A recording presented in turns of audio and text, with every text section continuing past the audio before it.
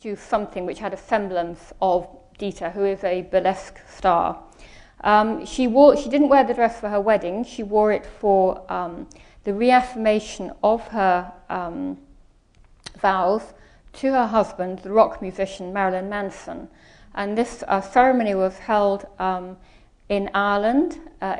She called it a full dress ceremony, and it was held in Ireland, and it was a very gothic party with lots of black candles and very dramatic. And so the dress was made by Vivienne Westwood. It's shot taffeta, and so it changes colour depending on where you see it from. So it flashes pink and violet.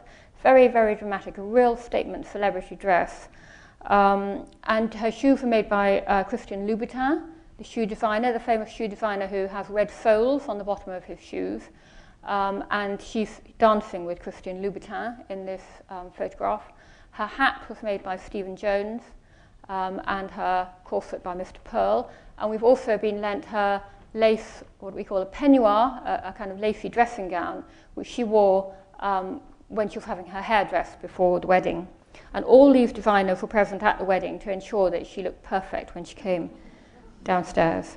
And the fashion writer Hamish Bowles described her as looking like an exquisite 18th century figure come to life. And I think that's a really good way of describing her. The silhouette of Westwood's dresses reflects historical costume, but the bold handling of the fabric of the skirt is totally contemporary.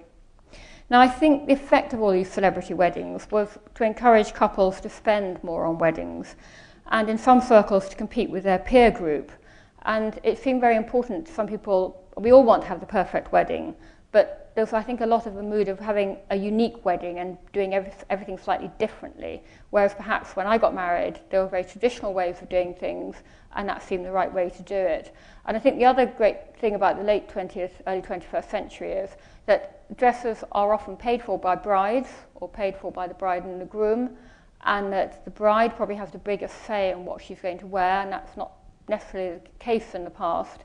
And she's spending her own money, so she's going to get the dress she wants.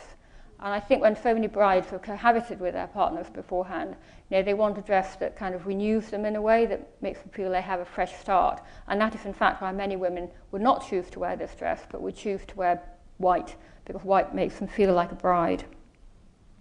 So we had to develop a figure for this. It was so huge that we couldn't do it in the Textile Conservation Studio, and we did it in an off-site store, about 3 miles away from the V&A, where we have an archive. And the photograph on the left shows the amazing synthetic horsehair underskirt that goes under the dress to hold it out. The dress required it has the biggest crate in the exhibition. It is a huge crate. But I thought you might like to know that inside her dress, Dita had not just a blue bow, but a blue and a red bow. And I don't know why she had the red bow. Anyway. And that's what the mannequin looks like in the show. And it's a gorgeous tricorn hat by Stephen Jones, and I do think she looks very beautiful. Oops. And that's the dress from the back.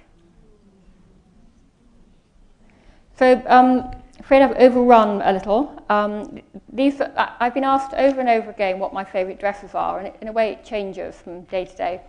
I'm very fond of Eliza Larkin's dress and of Sarah Maria Wright, the agricultural labourer's wife. I like their clothes because I like the stories behind them.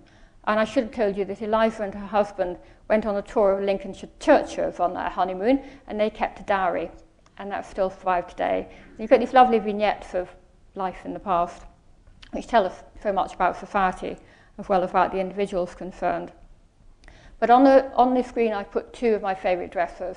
The one on the right is by Ian and Marcel, who are not very well known. They were very gifted designers who specialised in handmade garments. So every aspect of this dress is handmade. It's complete, hand-pleated, hand-sewn. And it is, as many of you will recognise, it's a homage to the Spanish designer Mariano Fortuny, who made dresses in Venice. But it's also a very contemporary dress in a way, because it's late 1980s, it's got those big étu shoulders, and it's quite figure-hugging. And why I like it is because it's decorous, It's elegant, but it's also sensual, and I think it's a kind of perfect blend. And the finishing touch is the veil, which is beautifully and carefully designed so that it dips equally at the front and the back, but sweeps over the shoulders. And the designers drew, instead of having a headdress, they drew a circlet of roses in silicone rubber around the crown, around the area of the veil, which would sit on the bride's head. And then they drew roses in silicone rubber around the hem. And it's that wonderful fusion of tradition and innovation that I like about it, because it's very creative and beautifully made. And the other dress is very dramatic. It's Te-Papa's hero dress. I like the idea of a hero dress. So it's the kind of, it's the banner dress for the exhibition. It was designed by Christian Lacroix, the French designer, autumn-winter 92 to 93. And it is a superb statement dress. It's fabulous. It's rich in detail.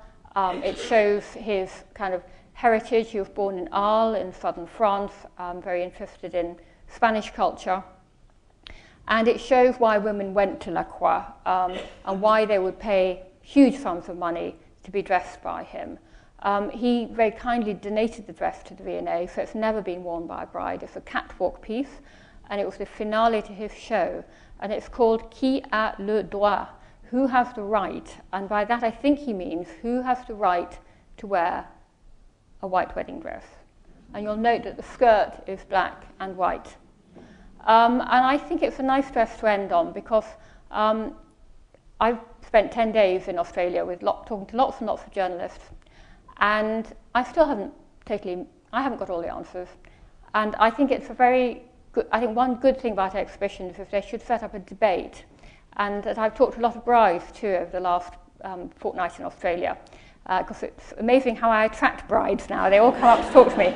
And I asked them, what did you wear? And actually every single one had worn a white dress. And when I said, well, why did you wear it? They looked rather surprised and said, oh, it's traditional. I want it to be traditional. And I think we tend to underestimate tradition these days and how important it is to people, or perhaps they don't like to talk about it too much. So I think it's a nice dress to end on, because it makes us think about why white remains popular and why more and more brides across the world are wearing white wedding dresses, because it is a global phenomenon now, not just limited to areas which share a Western culture.